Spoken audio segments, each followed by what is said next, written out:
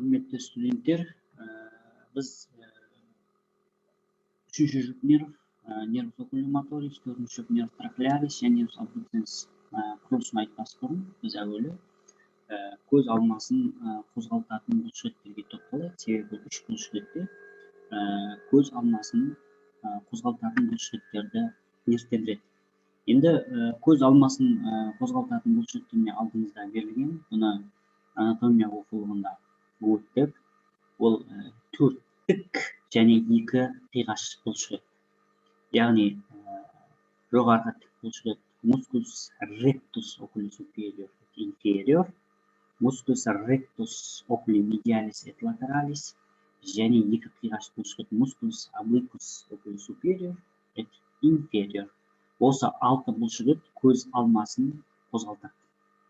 Сондықтан осы үш нервте осы көз алмасын қозғалтатын алты бұлшықетті иннервациялайды. Сондықтан біз осы нервтерге тоқталатын боламыз.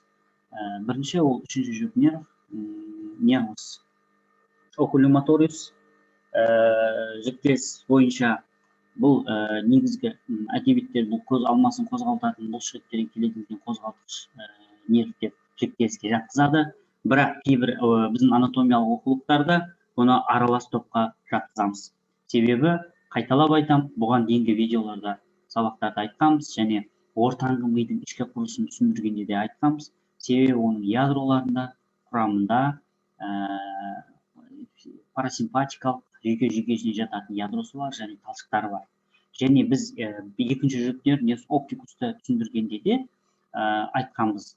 Яғни қарашық рефлексін аккомодацияны реттеуге қатысатын парасимпатикалық талшықтарын айттық. Сондықтан бұның құрамында парасимпатикалық талшық болғандықтан бұл аралас топқа жатқызылады. Бұл нервтің ядролары ортаңғы мида орналасқан. Ортаңғы мидың ішкі құрылысында айтқанбыз, қайталап айтып шығайық. Бұл аквадукт церебридің түбінде жоғарғы төмпек деңгейінде орналасқан. Оның құрамында екі нуклеус латералис жатады, немесе дорзолатералис дейді, және бір нуклеус медиалис, немесе вентромедиалис. Бұлар қозғалтқыш ядролар.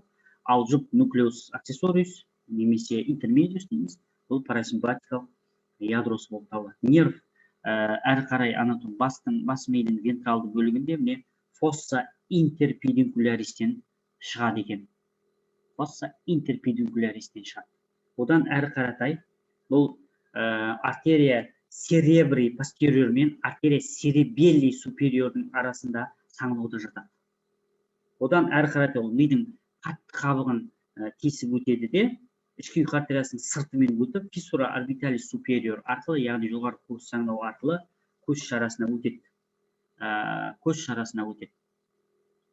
Осы көз шарасына өтпес бұрын нервус окуломаторис бұл екі тармаққа бөлініп кетеді, жоғарғы және төменгі тармаққа. Қазір біз бұған қайтып келеміз.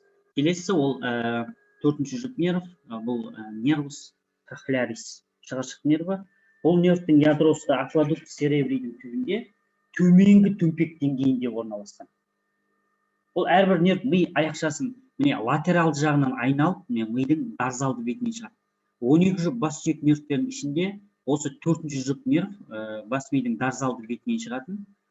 Ми аяқшасын латералды жағынан айналып өтеді, мидың вентралды жағына шығады. Сөйтеді, бұл да мидың қатты қабығын кесіп өтеді. Фиссура орбиталис супериор арқылы көз шарасына енеді. Ал алтыншы жұп нерв, ол нервус абдуценс, бұл да жіктес бойынша таза қозғалтқыш нервке жатады. Бұл нервтің ядросы көпірдің дарзалды бетінде жатады. Бұны біз ромб шұңқырының ядролардың проекциясын салған болатынбыз, алтыншы жұп нервус абдуценстің қозғалтқыш ядросын. Оның талшықтары бүкіл көпірдің вентралды жағына дейін кесіп өтеді де, көпірмен пирамида, сопақша мидың пирамидасының арасындағы жүлгеден вентралды жағынан кесіп шығады. Сөйтеді, алдыға қарай бұл да бағытталады. Бұл да мидың қатты қабығын кесіп өтеді, үңгірлі қойнаудың ішінен өтеді. Сөйтеді, жоғарғы көз саңылау арқылы көз шарасына енеді. Сонда міне үш нервтің де анатомиясын айтып шықтық. Енді үшінші жұп нерв окуломатористі жаңа ғана айттық, көз шарасына енердің алдында мінекей үшінші жұп нерв екі тармаққа бөліп кетеді деді. Жоғарғы және төменгі тармақ.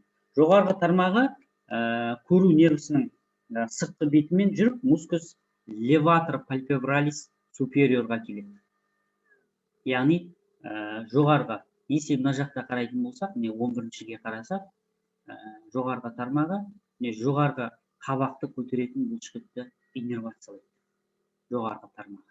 Мінекей, жоғарғы тармағы мінекей кесілген бұл жерде. Ал төменгі тармағы ең ірісі, бұл төменгі тармағы болып табылады. Бұл төменгі тармағы үшке бөлініп кетеді. Ол мускус ректус окули медиалиске келеді. Мінекей медиалиске келеді. Екінші, ол мускус ректус инфериорға келеді. Төменгі тік бұлшықетке келеді. Төменгі тік бұлшықетке. Және мускус обликус инфериорға келеді. Төменгі мінекей қиғаш бұлшықетті иннервациялайды. Сондықтан бұл және бұл жерде тағы бір айтып өттік, нервус окуломотористен келетін, нервус оптикустың анатомиясын айтқан радикс бребис бар, ганглион целляриге келетін, бұны да төменгі тармақтан мінекей тармақталады. Сөйтеді иннервациялау екінші нервтің анатомиясында айттық. Келесі нервус трахеарис, мінекей 4-ші жұп. Бұл да жаңа анатомиясын айтып шықтық. Жоғарғы көз жаңалау арқылы көзге енеді. Сөйтеді нервус бұл офтальмикуспен бірге жүреді, қатар жатады. Оның үстімен мускулус обликус супериорға келеді. Мінекей, мускулус обликус супериор. Кесілген, 10-ші нөмірінен қарасақ, мінекей, жоғарғы қиғаш бұлшықетті иннервациялайды. 4-ші жұп. Ал 6-ші жұп, бұл да қалған көз алмасын қозғалтатын бұлшықетке келеді. Бұл да жоғарғы көз жаңалау арқылы енеді. Мінекей, көз шарасына енеді. Сөйтеді, бұл мускулус ректус окули латералисті иннервациялайды. Мінекей, не латералды тік бұлшықет кесілген, не латералды тік бұлшықетке келіп тұр. Мына жақта қарайтын болсақ, 16-ші цифрмен берілген. Сондықтан, үш нервтің де қандай бұлшықеттерге келетінін айттық. Егер бұл нервтердің зақымдалуы аталған бұлшықеттердің иннервациясын бұзады. Нәтижесінде көз алмасының зақымдалған жаққа қозғалысы болмайды. Мысалға алатын болсақ, нервус трахеарис. Жаңа ғана айттық, нервус трахеарис шығыршық нервінің қандай бұлшықетті иннервациялайтын. Бұл мускулус обликус супериорды иннервациялайды деді. Жоғарғы қиғаш бұлшықетті иннервация мінекей 10-ші нөмірмен белгіленген. Яғни бұл жоғарғы қиғаш бұлшықет көз алмасын сыртқа және төмен бұрады. Сондықтан, егер осы нервтің бұлшықеттің иннервациясы болатын болса, осы бұлшықеттің салдануына алып келеді. Нәтижесінде төмен қараған кезде бұл анық көрінетін көз алмасының бұзылысын көруге болады. Яғни салдануы сол жаққа жоғары ішке бұрылып қалады. Сондықтан осы ерекшелікті білу керек. Мысалға, бұл шығыршықты нервтің зақымдалуының көрінісін, мысалға, егер адам баспалдақпен төмен түскенде сіз аяғыңыздың астына қарайсыз ғой, сол кезде анық көрінеді. Яғни көз алмасы бұл бағытқа қарай алмай қалады. Яғни көз алмасы зақымдалған жағында жоғары ішке қарай қарап тұрады. Яғни қозғалмайды. Сондықтан осындай ерекшелікті білу керек. Жаңа ғана айттық, нервус абдуценс алатын болсақ, латералды тік бұлшықетті нервтендіреді дедік. 16 цифрмен берген. Сондықтан бұл медиалды тік бұлшықеттің антагонисті болғандықтан, бұл иннервацияланбайтын болса, көз алмасында медиалды тік бұлшықет, яғни өз жағына қарай тартып кетеді. Сондықтан бұндай жағдайда екі көз алмасы да медиалды қарап тұрады. Бұны сходящий косой қитарып деп атайды, немесе стробисимус конвергенс дейді. Көз алмасы латерал жаққа қарай бұрылмайды, яғни медиал жаққа қарап болады. Сондықтан кез келген нервтің тармағының иннервациялау ерекшелігін талдай отырып, сол бұлшықеттің салдануы болатын болса, зақымдалған жағында көз алмасының қозғалмай қалатынын көруге болады. Сондықтан осы ерекшелікті де ұмытпау керек. Мысалға, үшінші жұп нервус окуломотористің жоғарғы тармағы біз айттық, бұл мускулус леватор пальпебралис супериорды иннервациялайды. Яғни жоғарғы қабақты көтеретін бұлшықет.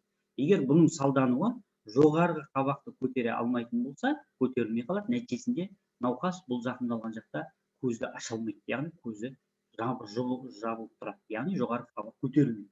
Сондықтан кез келген нервтің тармағын білу арқылы, сол бұлшықеттің иннервациясын білу арқылы біз зақымдалудың көрінісін сипаттай аламыз.